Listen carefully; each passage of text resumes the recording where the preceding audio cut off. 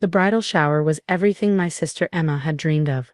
Pink roses cascaded from crystal vases, champagne flowed freely, and 30 women in designer dresses cooed over her elaborate wedding plans. I sat in the corner, my head wrapped in a silk scarf covering the hair I'd lost 3 weeks ago. Sarah, we need to talk about the wedding timeline, Emma said, pulling me aside to the powder room. Her maid of honor, our cousin Jennifer, followed. So did our mother, Dr. Patricia Morrison, head of oncology at St. Catherine's Hospital, the same hospital where I received my treatments. Your next chemo session is scheduled for June 15th, Mom said, checking her phone calendar. That's the day before the wedding.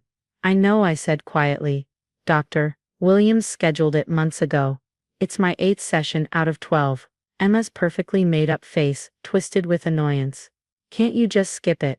The wedding is June 16th. You'll be too sick to even attend if you do chemo the day before. I can't skip chemo sessions, Emma. The protocol is very specific. It's just one session, Jennifer interrupted. She was a nurse practitioner at the same hospital. Missing one treatment won't make that much difference in the long run. But Emma only gets married once. I stared at them. I have stage 3 breast cancer.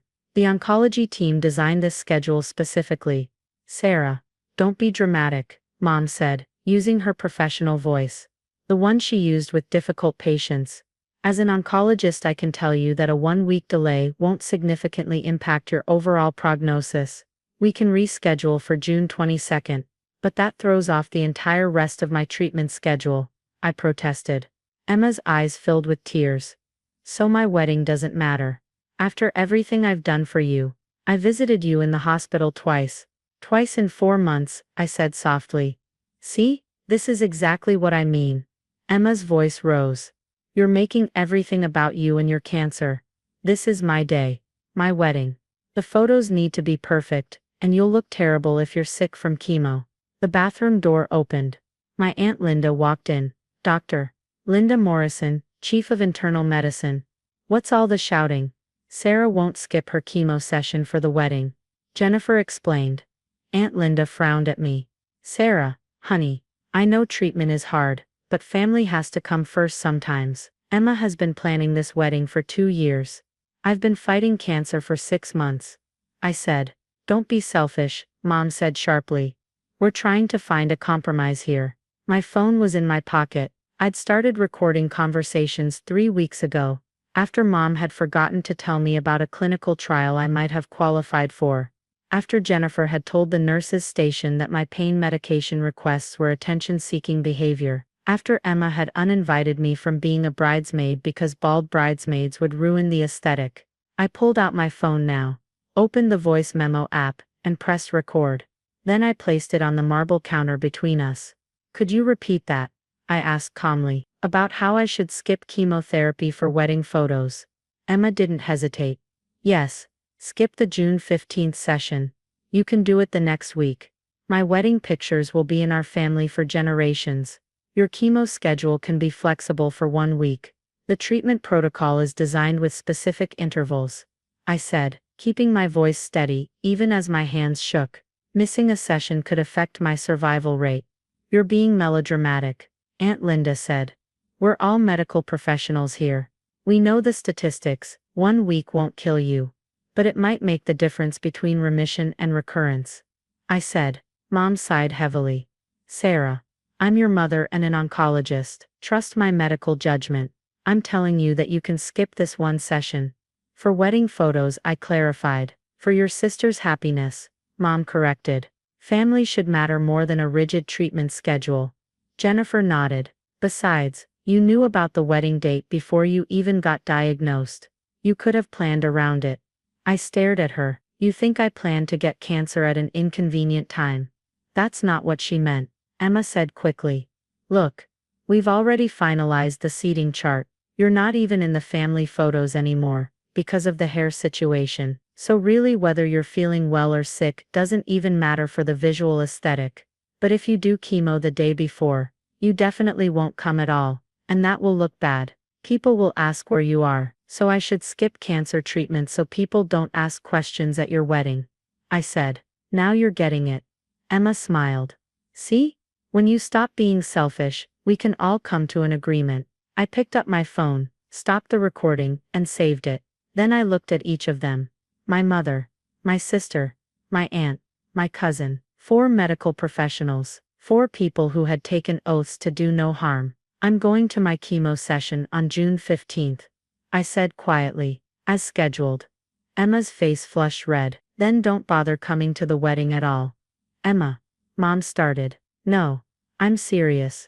If she can't do this one thing for me, after everything I've sacrificed, then she's not welcome at my wedding. What exactly have you sacrificed? I asked. I had to change my bridesmaid dresses because you couldn't fit into the original size, Emma shouted. I had to listen to everyone talk about your cancer instead of my engagement. I had to deal with people pitying our family instead of celebrating my happiness. Jennifer put a hand on Emma's shoulder. You're right. You've been so patient with this whole situation. I looked at my mother.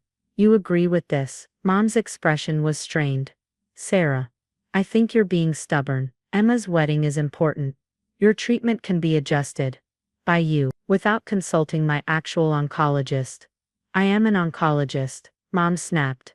And I'm telling you as both your mother and a medical professional, that you're making this harder than it needs to be. I left the bathroom and went home to my small apartment, the apartment I'd moved into after Mom suggested I stay with them, temporarily during treatment, then made it clear my presence was stressful for Emma's wedding planning. Over the next week, the messages came in steady streams. Emma. You're ruining my wedding. Hope you're happy, Jennifer. Your selfishness is really showing. Emma has been nothing but supportive. Aunt Linda. Disappointed in your attitude, Sarah. Family comes first. Mom, call me. We need to discuss your treatment plan. I think you're making poor decisions. I saved every message. I backed them up to 3 different cloud services. On June 10th, I received my chemo session as scheduled. I was violently ill for 3 days, as expected. On June 16th, I did not attend Emma's wedding. On June 18th, I submitted a formal complaint to the St. Catherine's Hospital Ethics Committee. I included the audio recording from the bridal shower bathroom. I included screenshots of every text message. I included a detailed timeline of every instance where my family members had used their medical credentials to pressure me regarding my treatment. I also filed complaints with the state medical board. On June 20th, my phone rang. It was Mom. What have you done? She whispered. I reported patient abandonment and medical coercion. I said calmly, you, Aunt Linda, and Jennifer all used your medical credentials to pressure a cancer patient to skip treatment. Emma was present and participated, though she faces different consequences. You recorded us without consent. Colorado is a one-party consent state. I said. I was present. I consented to my own recording. It's completely legal. Sarah. Please. You need to withdraw the complaint. This could affect our medical licenses. You should have thought about that before telling a cancer patient to skip chemotherapy for wedding photos. I'm your mother. You're also an oncologist who violated the Hippocratic Oath, I said. The ethics committee wants to interview me next week. They're very interested in the recording where you said, and I quote, 1 week won't kill you about skipping cancer treatment. The line went silent for a long moment. We can fix this, Mom said finally. As a family. I don't think so.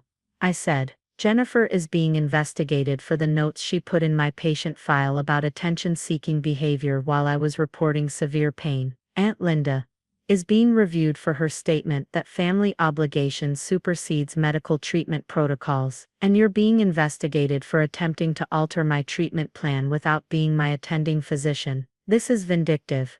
Mom hissed. This is accountability.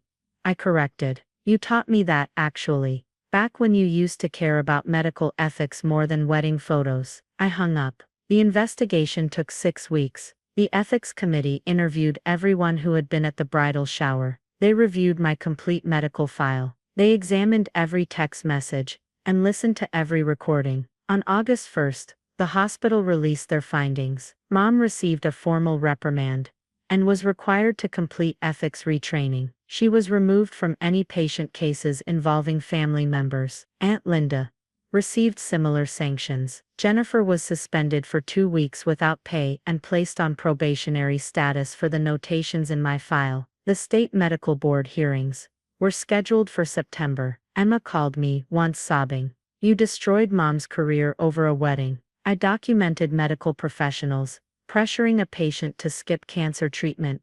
I said, their careers are being affected by their own choices, not by my complaint. We're family.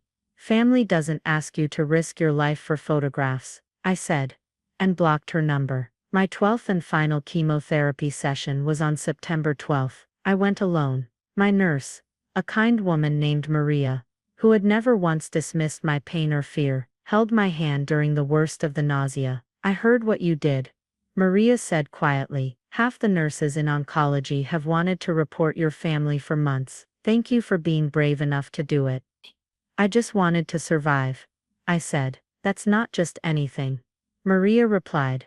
That's everything. 3 months later, my scans came back clear. No evidence of disease. Remission. I celebrated alone in my apartment, eating takeout and watching terrible reality television. My phone stayed silent. My family hadn't spoken to me since the ethics hearings, but I was alive, and I had documentation proving that my survival had mattered less to them than wedding aesthetics. It was the saddest truth I'd ever recorded, but it was still the truth.